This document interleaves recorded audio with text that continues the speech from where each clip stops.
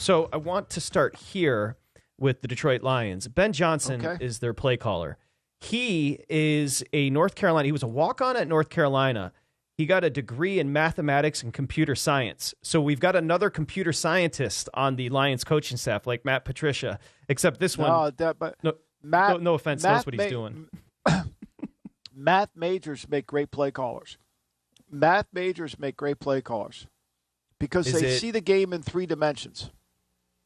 Go ahead, continue. So it's more of just the way that their brain works. It's the way they're wired, the way they kind of see it. I mean, Bobby Petrino was a math major. Josh McDaniels, all these guys that I know that are good play callers are math majors. It's kind of interesting. That's a theory I have. Yeah, they kind of have a sense of how to put it together. Like I was bad at geometry. I don't know any of that stuff. I'm bad at math. That's why I have a what do they call it? One of those things that add up things for you. Calculator. Calculator. There you go. Hey, you know what? When you see it, and I mean this about Ben Johnson, there is just a rhythm to his play calling. He's 36. He's kind of worked his way through the coaching ranks, an unknown guy. But his offense, think about it this way. The Lions are 4-1 in their last 5. They're top 5 in offense in both total yards and points per game. They score at will. They're on a record, as far as a franchise record streak over the last 5. And we have to give credit to Goff. I killed Goff earlier in the year. The past 5 games, 70% completion percentage almost, over 1,300 passing yards, 8 touchdowns, and no picks from Jared Goff. And I think they've done a great job with their offensive line. I mean, their guards are back healthy again. I mean, their tackles are really good, and they can run the football. And they make play. And Goff has thrown look, say whatever you want about Goff, and I've said a lot about him, but he's playing as well as he did for Ben Johnson as he ever did for Sean McVay. And yesterday they had 30 runs in the game, for 134 yards, but really that one fake punt was 42 yards. They didn't really run the ball that effectively. But they were able to set up their play action, and he's got a 48-yard touchdown pass to Chark, a 41-yard touchdown pass to Williams, who was wide open. It made great throws down the field. This offensive line, which is way better than the offensive line that he played with in the Super Bowl. This is a really good offensive line. Now, in that Super Bowl, they had Whitworth at left tackle, and they had Haverstein. Their inside players weren't as good. When Detroit was suffering through some losses, they had injuries inside their offensive line, which affects Goff the most. No, the offensive line is one of the better ones in football. They iced the game, by the way, with their tackle and Penei Sewell on that 3rd and 7. Yeah. But they also got Jamison Williams back. And my friends have been sending me clips all day with the speedster out of Alabama. He caught the bomb for the touchdown, but also I've been getting sent clips of him with some crackback blocks. Like, he's completely into it. DJ Chark is starting to break out. We know Ross St. Brown.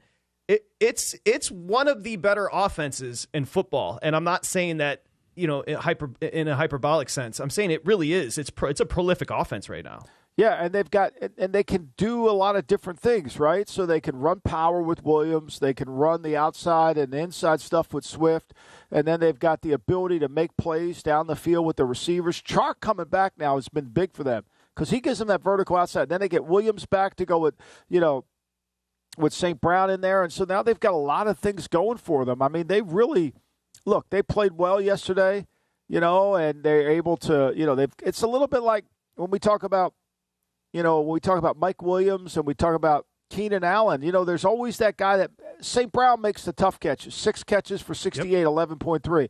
Chark's got 6 catches, 15.7. And then, Williams has 1 catch. So guys are making plays. And I think what they really have been incredible about, Patrick, is their red zone production has been so good. I mean, they've been able to get the ball in the end zone and they deliver touchdowns. I mean, that's different than what has happened, like, say, New England. I mean, this team is really good. They're the best red zone team in football. We're going to hear from a coach. Yesterday they didn't play. Yesterday they stopped the run. That's what they did really good. But look, let's face it. They got a break on that call. I mean, Jefferson never stepped out of bounds. I don't know what they saw. He never stepped out of bounds. And if Minnesota would have had the ball at any more in the game, I mean, they were able to keep the ball away from Minnesota, which was critical because Minnesota, was moving the ball at will on them. Really, at time they turned it over in the red zone. Detroit had the ball 31 minutes in the game. It's almost like they went into the game. You can see the numbers, Michael. They had a strategy of not trying to stop Justin Jefferson and shutting everybody else down. It's because he's going to get his. By the way, we're going to hear from a coach that not only threw to ice the game a pass to his tackle, but called for a successful fake punt on 4th and 8 from his own 26. He is Dan Campbell, and here he is. I'm drained. But I'm excited, believe me. The guys know how I felt all week about this game. But yeah, look, I don't think there's a surprise here. I've said it before. It's hard when you get down in the dumps and you were where we were at. It's easy to lose faith, but these guys never did, and we stayed true to what we're about. And they knew, they believed we were one play away, and that's where we've been. And so now we're making the play. We're making the one extra play. It's not costing us, and we're able to overcome some of these mistakes we were making earlier. So, no, our guys, they know they belong. They know they belong, and they know when they play football like we've been playing the last 6 weeks, we can play with anybody. That's the truth. He stinks in-game, but he's won me over. I have to admit, I'm a convert. He's won me. Now, he's terrible in-game, and that hasn't changed. But think about this. A 1-6 start, they're now 6-7. They've won 5 of 6. They're 2 games back in the loss column behind the Giants and Commanders, but everything played out perfectly for the Lions yesterday. The Giants and Seahawks loss. A 4-0 finish gives them a great chance to get into the postseason. 9 wins may be enough, so 3-1. They're at the Jets, they're at Carolina, they host Chicago, and they're at Green Bay, their final 4. Yeah, look, and if they keep playing at their level, like I said about it, Step Into My Office, it's really about them playing at that level, handling the rat poison, making sure that they don't fall prey to all the praise that they're going to get, and all the people that want to come do interviews with them. And then all of a sudden they think they're better than they are. They have to keep staying on the grind because, they're not good enough on defense. Let's face it. You don't give up that many yards. Kirk Cousins only had 10 incomplete passes in the game. And he just didn't have the ball enough. Now, they couldn't run the ball. Give them credit. They're playing better defensively. They got sacks. They're getting sacks on the quarterback. But their margin for winning, it really comes down to their execution of the offense, which we saw disappear when they played Miami in the second half, right? We've seen it go away at times based on the ability of the other team to pressure. So I think it's just one day at a time for them. They could have beaten Miami. They were up big at the half. They certainly could have beaten Buffalo. Dan Campbell lost the game against Buffalo. Yeah. They did. He did. He did. But the Miami game was one. And look. I liked him against Dallas, and I had him and lost that 24-6. It's 10-6 with the ball at the 1-inch line, and that would have been a different game. But then they turned the ball over 4 times. Think about this though. Give them credit. They have not turned the ball. They've turned the ball over 3 times since that Dallas game, since the bye week. And they have created 11 turnovers, 12 turnovers since that point.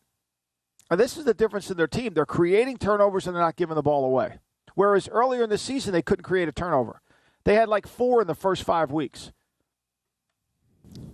Remember, Patrick, go back to the opening game. They played Philly 38-35.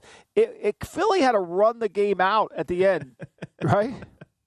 Dude, you can't do this. I'm a 44-year-old man. I've watched the Lions my whole entire life. 1 playoff win since 1957. But I will tell you, I'm starting to buy in just because. Well, I'll tell you what, if they played Philly, they won't beat Philly. They can keep pace with Philly in terms of they can score with anybody. They would give Philly a lot of problems with their offense versus Philly's defense. That's not a matchup Philly wants to play. The problem is they don't have a good matchup against Philly's offense. They're just not fast enough on defense, and that's why Philly was able to have 455 yards on them. That's a great point. You watch the Lions, you can tell they're not a fast defense. Go to VSiN.com/subscribe to become a VSiN Pro subscriber today.